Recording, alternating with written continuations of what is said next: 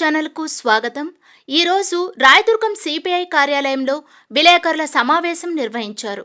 ఈ సమావేశంలో సిపిఐ రాయదుర్గం తాలూకా కార్యదర్శి నాగార్జున మాట్లాడుతూ బుడమేరు కృష్ణా వరదల తర్వాత ఉత్తరాంధ్ర ఏలేరు వరుస నష్టాలు కష్టాల్లో ప్రజలు అతలాకుతలమవుతున్నారని, కేంద్ర ప్రభుత్వం విజయవాడ వరద బాధితులను దృష్టిలో పెట్టుకుని జాతీయ విపత్తుగా ప్రకటించి వెంటనే రక్షణ కల్పిస్తూ తక్షణ సహాయం అందించాలని భారత కమ్యూనిస్టు సిపిఐ పార్టీ డిమాండ్ చేశారు.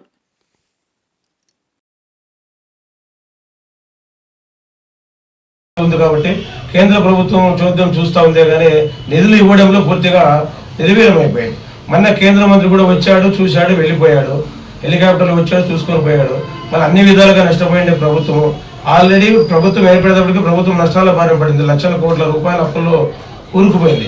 ఇటువంటి తరుణంలో వరుణుడు కరుణించక మన వర్షాలు ఉధృతమయ్యి ఈరోజు బుడమేరు వాగుతో వచ్చి మొత్తం ముంచెత్తిపోయింది.